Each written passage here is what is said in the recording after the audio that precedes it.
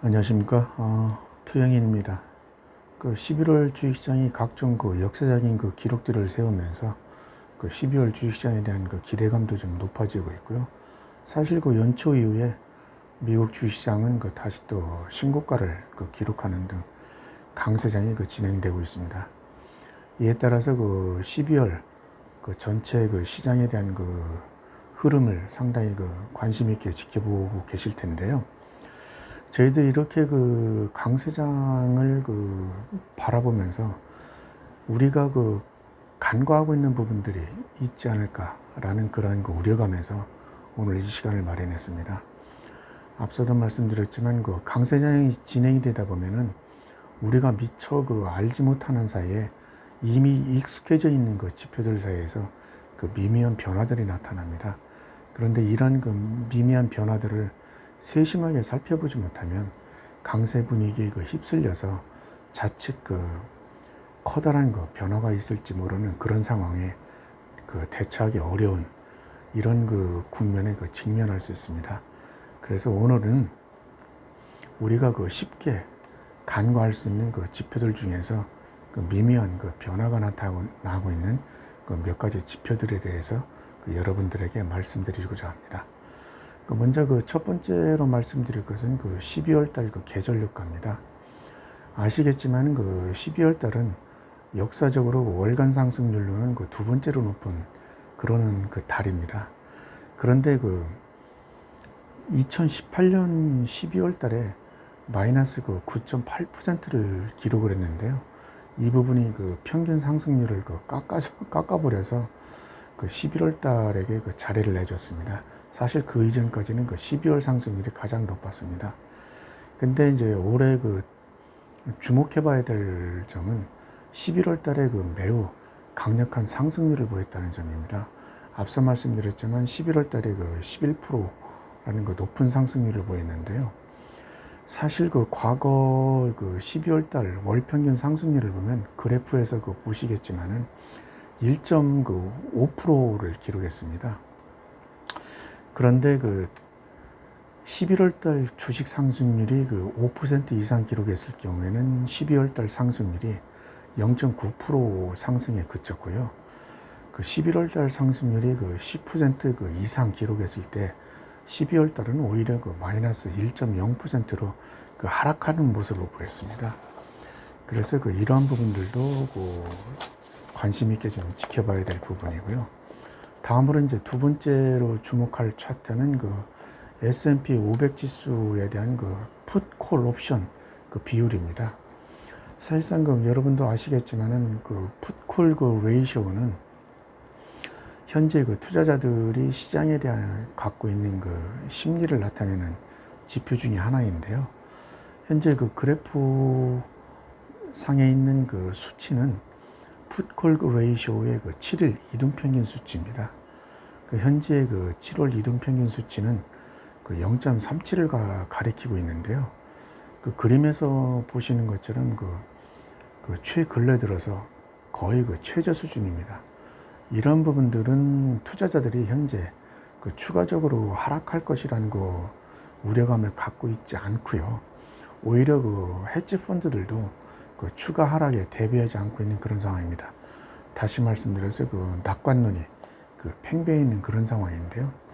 그림에서 보시겠지만 빨간색 선으로 표시되어 있는 것이 풋, 콜 레이쇼가 저점을 기록했을 때 S&P 500 지수가 어떤 상황이 있는지를 보여주는데요.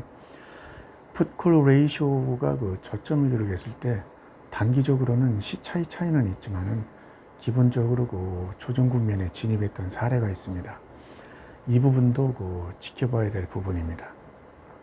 다음 세 번째로는 여러분들이 익히 알고 있는 공포지수라고 불리우는 빅스 지표인데요.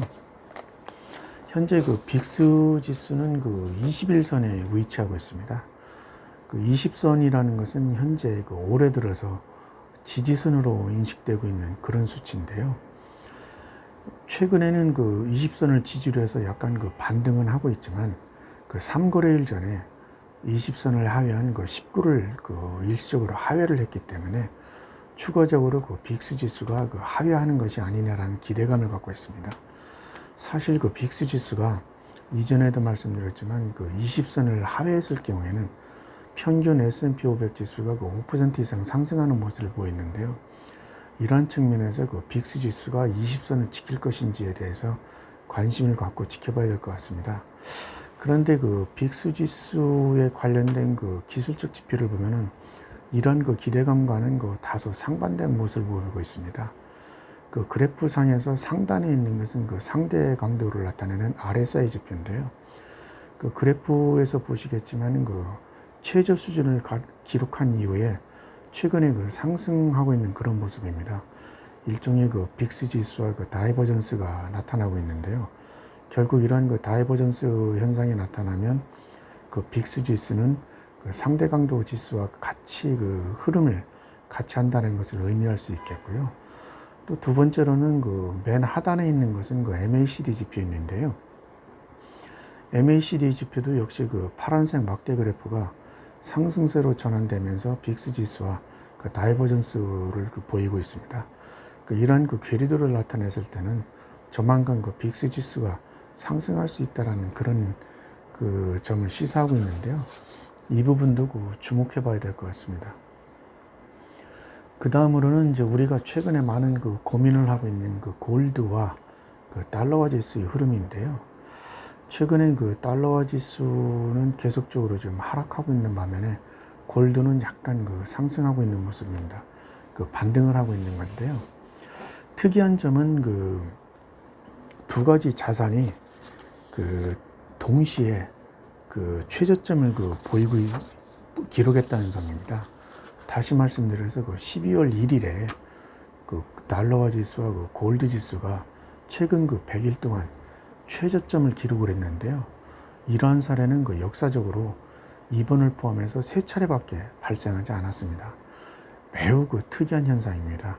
그래서 주목을 해봐야 됩니다.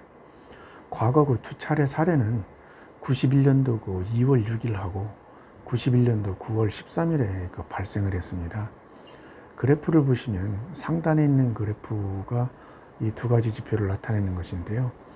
1번 그래프로 나타낸 것은 그 달러화 지수를 나타낸 것이고요. 그 주황색으로 나타낸 것은 그 금 가격을 그 나타낸 것입니다. 그림에서 그 보시겠지만은 원래 그 금 가격과 달러화 지수는 그 역의 상관관계를 갖는데요. 두 차례 국면에서는 최근과 같이 그 동반탄하겠습니다.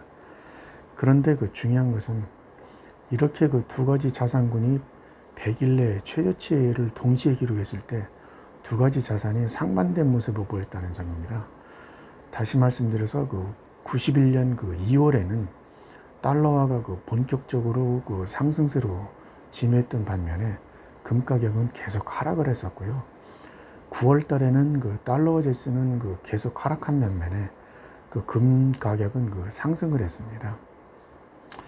그렇기 때문에 이제 두 가지 지표가 그 어떤 흐름을 보이는지 주목을 해야 되는데요. 더욱더 특이한 점은 S&P 500 지수가 이때 당시 어떤 흐름을 보였는가입니다. 91년도 2월 달에는 그 S&P 500 지수가 그 일정 기간 상승을 한 이후에 그 조정 국면에 진입한 바 있고요. 91년 9월에도 마찬가지로 일시적으로 상승한 다음에 그 조정 국면에 진입을 했습니다. 따라서 그 이 두 가지가 그 12월 1일에 나타난 이후에 그 주식시장이 어떤 흐름을 보였는지를 과거 흐름에 비추어서 다시 한번 그 생각해 봐야 될 것 같습니다. 그리고 다섯 번째 지표로는 뭐 대부분 다 앞서도 말씀드렸지만 그 변동성에 관련된 지표인데요.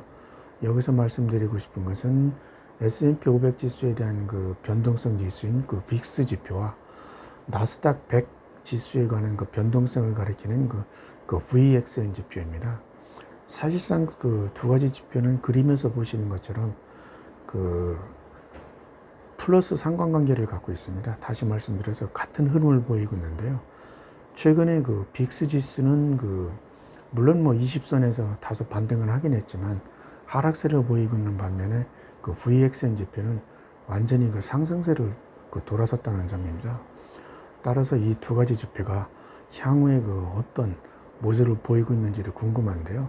물론 이제 뭐 VXN 지표가 그 빅스 지수 쫓아서 그 하락으로 전환된다면 나스닥이나 그 S&P 500 지수가 강세를 보이겠지만, 이 반대의 현상이 나타날 경우에는 시장의 그 조정 가능성도 있기 때문에 이 부분도 그 눈여겨봐야 될 것 같습니다. 그리고 이제 마지막으로 점검해봐야 될 그 지표가 10년물 그 미국 국채 수익률입니다. 미국 국채 수익률은 그 최근에 그 0.93%, 95%까지 그 상승했습니다. 물론 그 8월 달에 0.53%를 저점으로 해서 거의 2배까지 상승을 했습니다. 1%에 근접한 것입니다. 그래서 만약 그 10년물 국채 수익률이 1%를 상회하게 되면 시장에 미치는 충격은 매우 클 것으로 보입니다. 물론 이제 연준이 그 영적 완화 정책을 추진하고 있는 상황에서 그 10년물 국채 수익률이 상승하고 있다는 점이 상당히 이례적인데요. 아마 이런 부분들은 우리가 우려하고 있는 그 인플레이션이 그 반영된 것이 아닌가, 이렇게 생각을 하고 있습니다. 그래프는 그 향후 그 투자자들이 그 5년, 10년 내 인플레이션이 어느 수준까지 상승할 것인가를 나타내는 그 기대치입니다. 현재 그 인플레이션 기대치는 1.9%까지 상승해 있는데요. 연준 목표치에는 못 미치지만은 계속 그 상승하고 있다는 점에서 그 주목해 봐야 될 것입니다. 그래서 그 인플레이션 기대치가 점차적으로 상승한다면은 그 10년물 국채 수익률도 상승할 것으로 보이고 있고요. 10년물 국채 수익률이 상승한다라는 것은 기본적으로 주가 할인율에 영향을 미치기 때문에 주식시장이 그 빌미로 작용할 가능성이 있습니다. 따라서 그 10년물 국채 수익률도 그 관심 있게 지켜봐야 될 것입니다. 지금까지 말씀드린 것은 장기적인 그 흐름에 그 영향을 미친다기보다는 단기적으로 그 시장의 흐름이 그 변곡점을 맞이할 그런 그 시사점을 던져주기 때문에 조금 더 그 관심을 지켜봐야 될 것으로 이렇게 생각을 하고 있고요. 앞서도 말씀드리겠지만 우리가 자칫 최근 그 강세 분위기에 그 취해 있어서 이런 그 미묘한 그 변화들을 놓치고 있는 것이 아닌지 하는 우려감에서 오늘 6가지 지표를 제시를 했습니다. 이러한 지표들이 향후에 어떤 모습을 그 보이는지를 살펴보시면서 시장에 대응하시기를 바랍니다. 감사합니다.